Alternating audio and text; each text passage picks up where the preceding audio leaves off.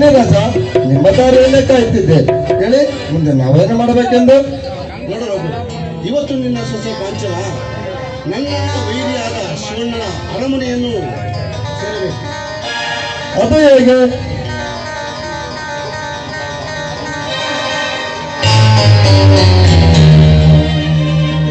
ರಘು, ನೀನು ಆ ಶಿವಣ್ಣನ ಇಲ್ಲಿಗೆ ಬರುವಂತೆ ಮಾಡು. ಆ ಸಮಯದಲ್ಲಿ ನಿನ್ನ ಸೊಸೆಯ ಕಾಂಚನ ಮೇಲೆ ತಲೆಕೆಡಿಸುವಂತೆ ನಟನೆ ಮಾಡುತ್ತೇನೆ. ಅದರಿಂದ ನಮಗೇನಿಲ್ಲ ರಾಜ. ಲಾಭ ಇದೆ ರಘು, ಅದರ ಬಗ್ಗೆ ಚಿಂತೆ ಮಾಡ, ಅದರ ಬಗ್ಗೆ ಚಿಂತೆ ಬೇಡ. ನಾನು ಹೇಳಿದ ಕೆಲಸವನ್ನು ಬದಲು ಮಾಡು. ಸರಿ, ನಾನು ಹೋದರೆ ಶಿವಣ್ಣನಿಗೆ ಅನುಮಾನ ಬರುತ್ತದೆ. ಅದರಿಂದ ಬೇರೊಬ್ಬನನ್ನು ಅಲ್ಲಿಗೆ ಕಳುಹಿಸಿ ಶಿವಣ್ಣ ಇಲ್ಲಿಗೆ ಬರುವಂತೆ ಮಾಡುತ್ತೇನೆ. ನಾನು ಬರುತ್ತೇನೆ.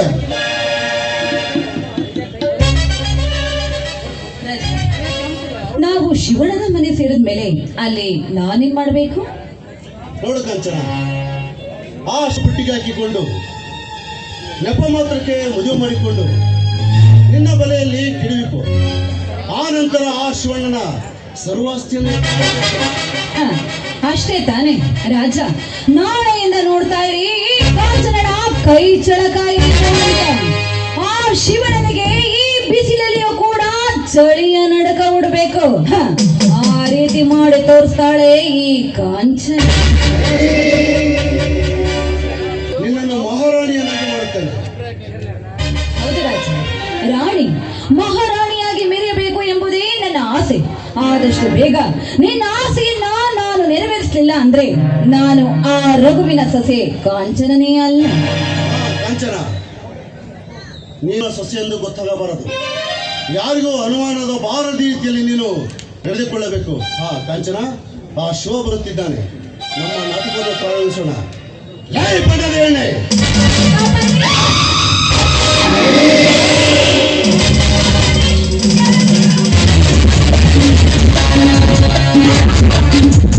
ಅವಳ ಕೈಬಿಟ್ಟು ಹಿಂದೆ ತಲೆ ಮಸಾಂತ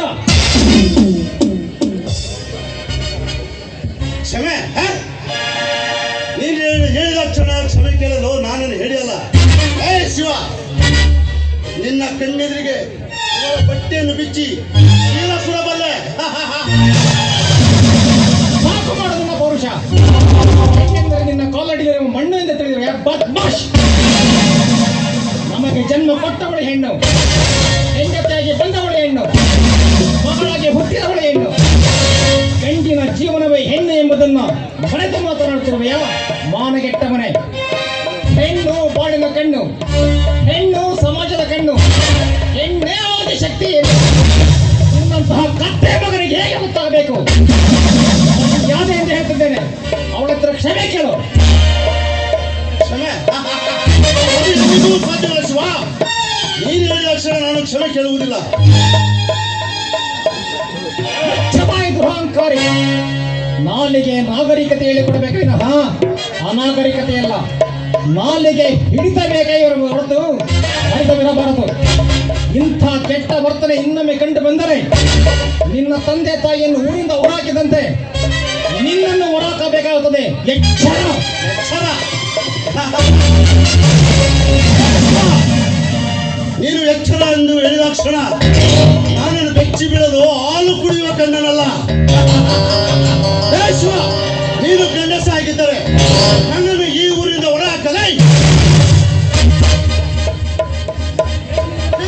ಮಗನೇ, ಧರ್ಮದ ದೊರೆಯಾಗಿರುವ ನನ್ನ ಅಣ್ಣನಿಗೆ ಏಕವಚನದಲ್ಲಿ ಮಾತನಾಡುವೆಯ? ಅಣ್ಣನ ಅರಮನೆ ಎಂದರೆ 67 ಜನರ ಗೌರವ ಕೊಡುತ್ತಾರೆ. ಕಾರಣ ನಮ್ಮ ಮನೆತನಕ್ಕೆ ನ್ಯಾಯ, ನೀತಿ, ಧರ್ಮ, ಉಸಿರು. ಶಿವಣ್ಣನೆಂದರೆ ಸತ್ಯದ ಪ್ರತಿರೂಪ. ಅಂತ ನನ್ನ ಅಣ್ಣನ ಗಂಡ ಸ್ಥಾನಕ್ಕೆ ಸವಾಲು ಹಾಕಿ ನಿನ್ನನ್ನು ಮಾತನಾಡಿದ ಸುಮ್ಮನೆ ಬಿಡುವುದಿಲ್ಲ. ನಿನ್ನ ಶಿರ ಕಡಿದು ಬರುವ ಬಿಸಿ ರಕ್ತವನ್ನು ಗಡಗಡೆ ಕುಡಿಯದೆ ಜೈ ಭಾರತವರ.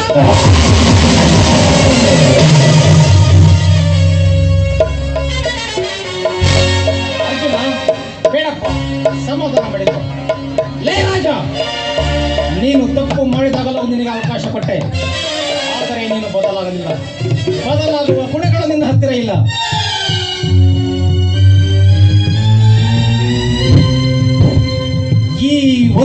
ರೂಪಾಯಿಗಿರುವ ಬೆಲೆ ಇಲ್ಲ.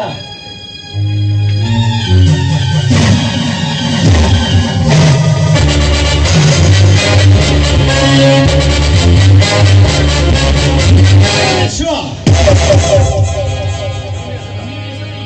ನೀನು ಎಸೆದ ಈ 1 ರೂಪಾಯಿಯನ್ನೇ ಬಂಡವಾಳವನ್ನಾಗಿಟ್ಟುಕೊಂಡು ನಿನ್ನನ್ನು ಬೀದಿಗೆ ತಂದು ಭಿಕ್ಷೆ ಬಿಡುವಂತೆ ಮಾಡದಿದ್ದರೆ ನಾನು ರಾಜ. ಬಸ್, ನೀನು ಬಿರಿದುಕೊಟ್ಟ 1 ರೂಪಾಯಿ ರಾಜನೇ ಅಲ್ಲ. ಶಿವ, ಈ ನಾಣ್ಯವನ್ನು ತೂರುತ್ತೇನೆ. ರಾಜ ಬಿದ್ದರೆ ಗೆಲುವು ನನ್ನದು, ರಾಣಿ ಬಿದ್ದರೆ ಸೋಲು ನಿನ್ನದು.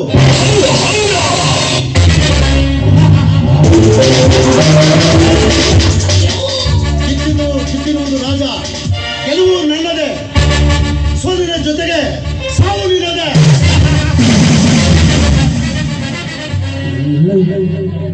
ರಾಜ, ತಾಯಿ ಬಿಗಿಡಿದು ಮಾತನಾಡು ಮಗನೇ. ಸುಳ್ಳಿನ ಸಂತೆಯಲ್ಲಿರುವ ನಿನ್ನಂತ ಸತ್ಯದ ದಾರಿ ಇರುವ ನನ್ನ ಅಣ್ಣನಿಗೆ ಸೋಲು ಬರಲು ಎಂದಿಗೂ ಸಾಧ್ಯವಿಲ್ಲ. ನಿನ್ನಂತ ಕಡುಕರ ವಿರುದ್ಧ ಪಡೆ ತಟ್ಟಿ ದುಷ್ಟರನ್ನು ಕಂಬಕ್ಕೆ ಕಟ್ಟಿ ಮೆಟ್ಟಿದ ಸೀಳು ವಂಶ ನಮ್ಮದು. ಹೀಗಿರುವಾಗ ನಿನ್ನಂತ ಕುನ್ನಿಯಿಂದ ನಮಗೆ ಸೋಲು. ನನ್ನ ಬಡ್ಡಿ ಮಗನ ರಾಜ, ಒಂದು ಮಾತನ್ನು ಹೇಳುತ್ತೇನೆ, ಚೆನ್ನಾಗಿ ಕಿವಿ ಕೊಟ್ಟು ಕೇಳು. ಹುಟ್ಟು ಉಚಿತ, ಸಾವು ನಿಶ್ಚಿತ. ಅದನ್ನು ಅರಿದರೆ ಇನ್ನೊಬ್ಬರ ಪ್ರಾಣದ ಜೊತೆಗೆ ಹುಡುಗಾಟ ಆಡುವ ಹುಚ್ಚು ಸಾಹಸ ಬೇಡ ಮಗನ. ಈ ಹತ್ತಿರ ಮಾತನ್ನು ಹರಿದರೆ ನಿನಗೆ ಉಳಿವು, ಇಲ್ಲ ಅಂದರೆ ನಿನ್ನ ಎದುರಾಡಿದರೆ ನಿನ್ನ ಎದೆಯನ್ನು ಸೀಳಿ ಬಿಸಿ ರಕ್ತವನ್ನು ಗಂಟೆಯನ್ನು ಕುಡಿಯಲಾರೆ. ರಾಮ, ರಾಜ, ನಾನು ಚಿಟಿಕೆ ಹೊಡೆದರೆ ನನ್ನ ತಮ್ಮ ನಿನ್ನನ್ನು ಜೀವಂತವಾಗಿ ಒದಗಿ ಬಿಡುತ್ತಾನೆ. ಹೆಚ್ಚು ಹೊತ್ತು ನಿಲ್ಲಬೇಡ. ಶಿವ, ಹೋಗುತ್ತೇನೆ, ನಾನು ಹೋಗುತ್ತೇನೆ. ಕಂಚ, ನಿನ್ನಿಂದ ಆದ ಅವಮಾನ ನಿನ್ನನ್ನು ಯಾವ ಕಾರಣಕ್ಕೂ ನಾನು ಬಿಡುವುದಿಲ್ಲ. ಅರ್ಜುನ, ನಿನ್ನ ಗರ್ಜನೆಯನ್ನು ಗುಟ್ಟರಿಗೆ ಸಿದ್ದಿದ್ದೆ. ನಾನು ರಾಜನೇ ಅಲ್ಲ, ರಾಜನೇ ಅಲ್ಲ.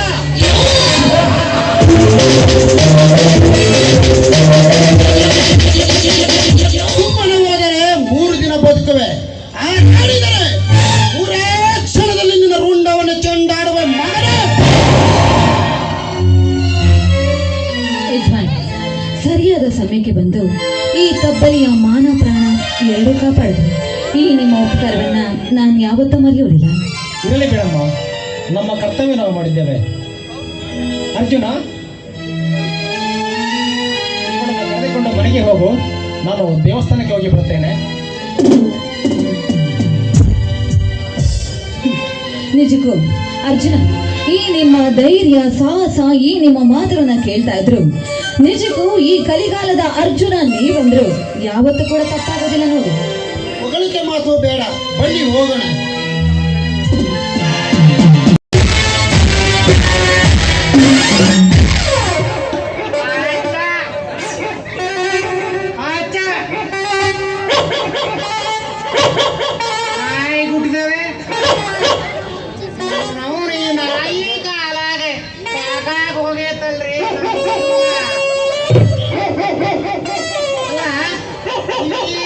ಛತ್ರಿ ನೋಡಿ ಬೊಗಳ್ತಾವ,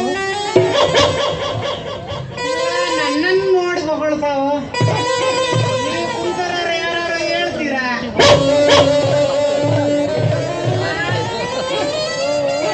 ಚೆನ್ನೆ ಚೆನ್ನೆ ಚೆನ್ನೆ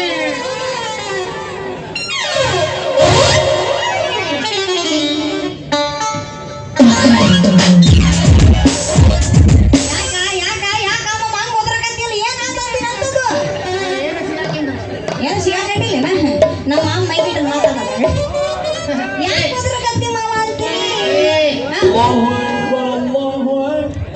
ಯಾರ ನಮ್ಮ ಅಲ್ಲಪಲ್ಲ ಅನ್ನಕತ್ತಾರ.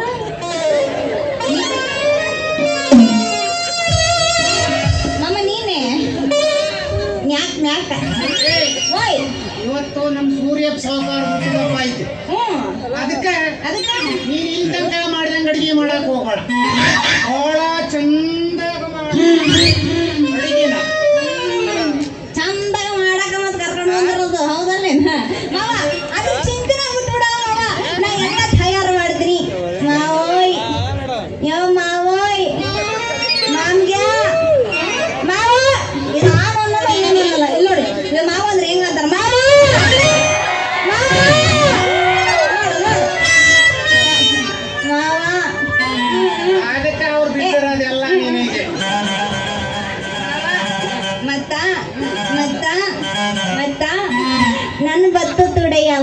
ನಿನ್ನ ಮಾವ ಅದ ಹುಡುಗಪ್ಪ ನಿಂದ ಹುಟ್ಟದಪ್ಪ ಮಾಡ್ಬೇಕನ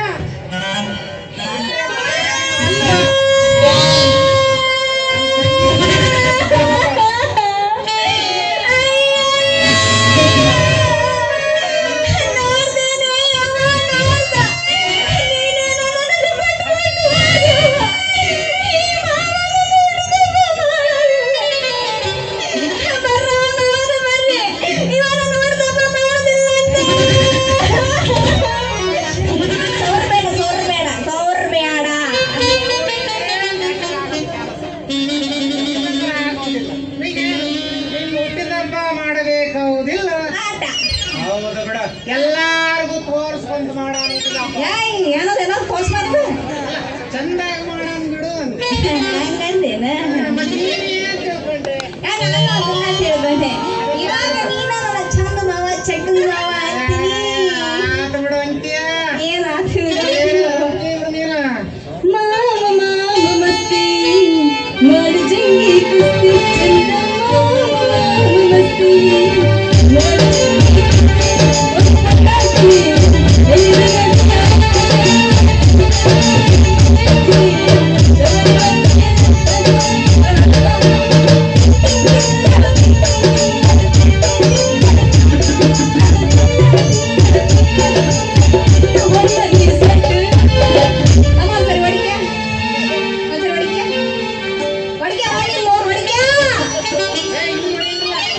ಜನ ನೋಡ್ತಾರೆ.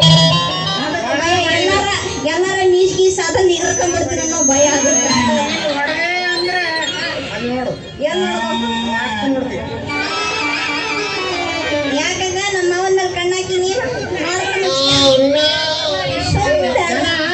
ಸುಂದರ ಸರ ಸುಂದರ ಚಂದ್ರದೇವ ಮಾವಯ್ಯ ಮಾವಲ್ಲಿಯಪ್ಪ ಮುದುಕ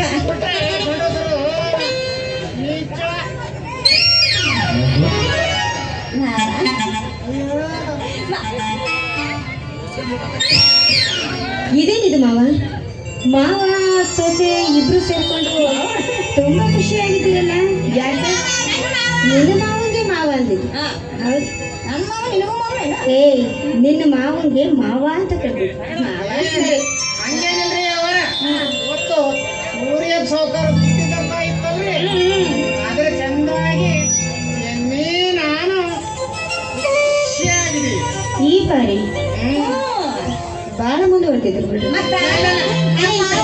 ಮಾಡ್ಬೇಕಾಗೈತಿ ನಿಮ್ಮಿಬ್ರಿಗೆ ನಂದು ಭತ್ತ ತುಡೆ ಮಾಡ್ತಾನ ಅಂದ ಯಾವ ತುಡು ಭತ್ತ ತುಡೆ ನಂಗ ಇಂಗ್ಲಿಷ್ ಅಷ್ಟು ಬರಂಗಿಲ್ಲ ಅದಕ್ಕೆ ಅಂತಂದಾಗ ಮಾತಾಡಬೇಡ ಅರ್ಥ ಬೇರೆ ಆಗ್ತೈತಿ ಜನ ಬೇರೆ ಕಲ್ಪಿಸ್ಕೊಳ್ತಾರೆ ಮಾತಾಡೋ ಬಾಯಿ ದೊಡ್ಡದಿರ್ಬೇಕಾದ್ರೆ ಮಾತಾಡೇ ಬಿಟ್ಟು ಬಿಡ್ಬೇಕಲ್ವಾ ಯಾರಿಲ್ಲ ನೋಡಿ, ಇಲ್ಲಿ ಬರಲ್ಲ ಯಾರು.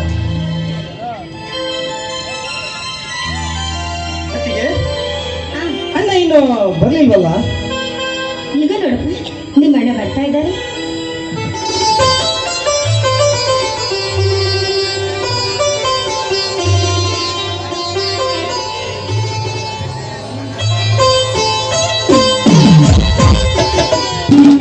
ಹೋಗಿದ್ರಲ್ಲ ಅದಕ್ಕೆ ಬರೋ ಲೇಟ್ ಆಗ್ತೈತಿ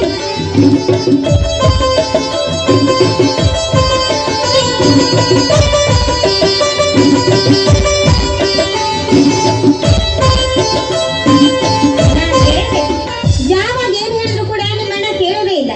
ಈಗ ತಾನೇ ಬಂದ್ರು ಅಂತ ಹೇಳಿದ್ರೆ ಅವಾಗಲೇ ಹಿಟ್ಟನ್ನು ಹೋಗಿದ್ದಾರೆ. ಆ ಜನ ಕರುಗಳು ಅಂದ್ರೆ ನಿಮ್ಮ ಅಣ್ಣಂಗೆ ಅದು ಎಷ್ಟು ಪ್ರೀತಿ ಪ್ರೇಮವೋ ನಾನಂತೂ ಕಾಣೆ ರೀ ಏನಂದ್ರೆ ಶಿವಣ್ಣವ್ರೆ ಬರಮಟ್ಟ ಯಾಕೆ ಅಷ್ಟೊಂದು ಅವಸರ ನನಗೆ ಅವಸರ ಇದೆ. ಯಾವಾಗ ಕೈತೀನೋ ಯಾವಾಗ ತಿಂತೀನೋ ಯಾವಾಗ ನಿನ್ನ ಬರ್ತಿ ತೊಡೆ ಮಾಡಕ್ಕೆಲ್ಲ ತಂದಿರೋದು ನನ್ನ ಮೈದನ ಬರ್ಡೇ ಮಾಡೋದು ತಂದಿರೋದು ಮುಂದೆ ಮಾರಯ್ಯ ಬೇಗ ಬೇಗ ಮಾಡ್ಕೊಂಡು 4 ಮಕ್ಕಳನ್ನ ಹೇಳ್ಕೊಡ್ರಿ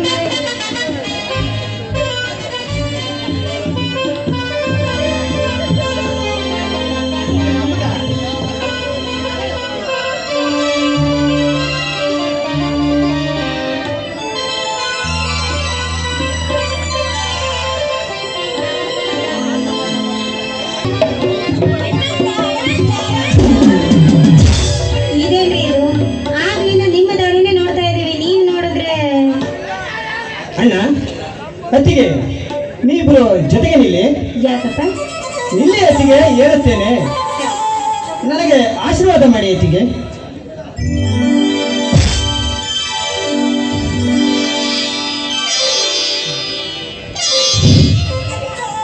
ಹೆತ್ತವರಿಗೆ ಹೆಸರು, ಊರಿಗೆ ಕೀರ್ತಿ ತರುವ ಮಗನಾಗಿ 100 ವರ್ಷ ಬಾಳಪ್ಪ. ಹೌದು ಮೈತ್ರಿ. ನೋಡಪ್ಪ, ಈ ಜಗತ್ತನ್ನು ಬೆಳಗುವ ಆ ಸೂರ್ಯನಂತೆ ಈ ಅಣ್ಣನ ಅರಮನೆ ಬೆಳಗುವ ಸೂರ್ಯ ನೀನಾಗಬೇಕು. ಬೆಳಗುತ್ತೇನೆ ಅತ್ತಿಗೆ. ನಿಮ್ಮ ಪ್ರೀತಿಯ ಕೈ ತಿತ್ತೊಂದು ಸದಾ ಈ ದೇಹ ಬೆಳೆದಿರುವ ಇನ್ನೊಂದು ಸೇವೆಗೆ ಮುಡುಪಾಗಿಡುತ್ತೇನೆ ಅತ್ತಿಗೆ. ಸೂರ್ಯ, ಅಣ್ಣ ಅತ್ತಿಗೆ ಎಂದರೆ ನಿನಗೆ ಎಷ್ಟು ಗೌರವ. ನಿನ್ನ ಮಾತುಗಳನ್ನು ಕೇಳಿದರೆ ಇನ್ನು 7 ಜನ್ಮ ಪಡೆದರು ನೀನೇ ನನ್ನ ತಮ್ಮನಾಗಿ ಉತ್ತರಿಸುತ್ತದೆ. ನಿಜ ಅಣ್ಣ, ನಾನು ಮಲತಾಯಿ ಮಗನಾಗಿದ್ದರೂ ನೀವು ನನಗೆ ಭೇದ ಮಾಡಿಲ್ಲ. ಸ್ವಂತ ಹೊಟ್ಟೆಯಲ್ಲಿ ಹುಟ್ಟಿದ ಮಗನಂತೆ ನನ್ನನ್ನು ಬೆಳೆಸಿದ್ದೀರಿ. ನೀವು ಮನುಷ್ಯರಲ್ಲಣ್ಣ, ದೇವರಣ್ಣ. ಅಂಥ ದೊಡ್ಡ ಮಾತು ಏಕಪ್ಪ. ಭೇದ ಮಾಡಿದವನು ನರಕ ಸೇರುತ್ತಾನೆ, ಸಮಾನತೆ ತೋರಿದವನು ಸ್ವರ್ಗ ಸೇರುತ್ತಾನೆ. ಒಗ್ಗಟ್ಟು ಎಂದರೆ ಜೇನುಗೂಡು. ಈ ಜೇನುಗೂಡಿಗೆ ಕಲ್ಲೇಟು ಬೀಳದಂತೆ ನಾವು ನೋಡಿಕೊಳ್ಳಬೇಕಪ್ಪ. ನೋಡಪ್ಪ, ಈ ನಿನ್ನ ಧೈರ್ಯ ಸದಾಕಾಲ ಇದೇ ರೀತಿ ಇರಲಿ ಎಂದು ಆ ದೇವರನ್ನ ನಾನು ಸದಾ ಬೇಡ್ಕೊಳ್ತೇನೆ. ಅಂದಹಾಗೆ ಅರ್ಜುನ, ನನಗೊಂದು ಮಾತನ್ನು ಕೊಡ್ತೀರಪ್ಪ? ಗೆಳೆಯತಿಗೆ ನಡೆಸಿಕೊಡುತ್ತೇನೆ. ವಿಧಿಯಾಟವನ್ನ ಹೇಳಲು ಬಾರ. ಒಂದು ವೇಳೆ ದುಷ್ಟರಿಂದ ಈ ನಮ್ಮ ಮನೆತನಕ್ಕೆ ಒಂದು ದಿನ ಕೇಳಾದ್ರೆ ಅವರಿಂದ ಖಂಡಿತವಾಗ್ಲೂ ನಿನ್ನನ್ನು ಕಾಪಾಡ್ತೀನಿ ತಾನೆ. ಎಂತ ಮಾತು ಅತ್ತಿಗೆ? ತಾಯಿಯ ಪ್ರತಿರೂಪ ನೀವು, ತಂದೆಯ ಪ್ರತಿರೂಪ ಈ ನನ್ನ ಅಣ್ಣ. ನಿಮ್ಮಿಬ್ಬರ ಆಶೀರ್ವಾದ ನನ್ನ ತಲೆಯ ಮೇಲೆ ಇರುವಾಗ ಈ ಮನೆತನಕ್ಕೆ ಅಪಾಯ ತರಲು ಉಪಾಯ ಎನೆದವನಿಗೆ ಎದೆಯನ್ನು ಸೀಳಿ ಹೊರಬರುವ ಬಿಸಿ ರಕ್ತವನ್ನು ಚೆಂಡಾಡಿ ಅವನ ರುಂಡವನ್ನು ಚೆಂಡಾಡಿ ಪಾದಕ್ಕೆ ತಂದು ಅರ್ಪಿಸುತ್ತೇನೆ ಅತ್ತಿಗೆ. ರೀ, ನೋಡಿದ್ರ, ನಿಜವಾಗ್ಲೂ ಇಂದಿಗೆ ನನ್ನ ಜನ್ಮ ಸಾರ್ಥಕವಾಯಿತು ಕಣ್ಣ. ಈ ಪ್ರೀತಿ, ಪ್ರೇಮ, ಮಮತೆ ಮೊದಲು ನಿಜವಾಗ್ಲೂ ಯಾರಿಗೂ ಕೂಡ ಸಿಗೋದಕ್ಕೆ ಸಾಧ್ಯವೇ ಇಲ್ಲ. ಹಾಗಾದ್ರೆ ಈ ನಿಮ್ಮ ಪ್ರೀತಿಲಿ ನನಗೂ ಸ್ವಲ್ಪ ಪಾಲನ ಕೊಡ್ತೀರಾ ಅಕ್ಕ? ಯಾರೇ ಇವಳು? ಸೌಂದರ್ಯ, ಇವಳು ಕಾಂಚನ ಅಂತ. ಪಾಪ ಇವಳಿಗೆ ಯಾರೂ ಇಲ್ಲ. ಅದಕ್ಕಾಗಿ ನಮ್ಮ ಮನೆಗೆ ಕರ್ಕೊಂಡು ಬಂದಿದ್ದಾರೆ.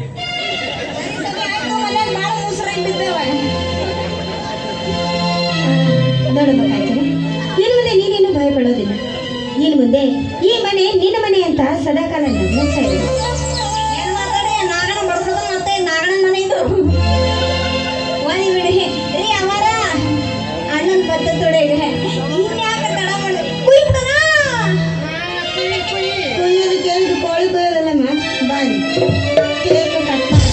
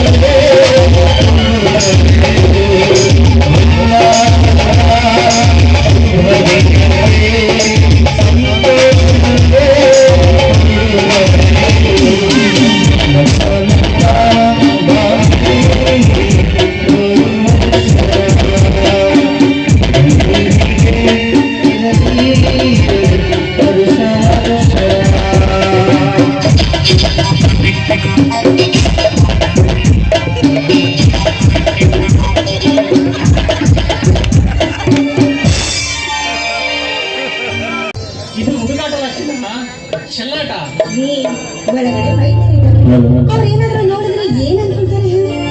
ಅಣ್ಣ ಅತ್ತಿಗೆ ಪ್ರೀತಿ ಸಾಗರದಲ್ಲಿ ಈಜುತ್ತಿದ್ದಾರೆ ಎನ್ನುತ್ತಾರೆ. ಛೀ, ನಿಮ್ಗಂತೂ ನಾಚಿಕೆ ಅನ್ನೋದೇ ಇಲ್ಲಪ್ಪ. ನಾಚಿಕೆ ಹೇಗೆ ಚಿನ್ನ? ಬಾ ಹತ್ತಿರ, ಆಗಸಕ್ಕೆ ಹಾರೋಣ, ಹಕ್ಕಿಯಂತೆ ತೇಲೋಣ.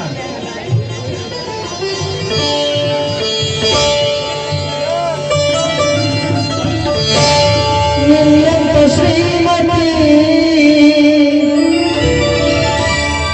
ಕೈ ಹಿಡಿದ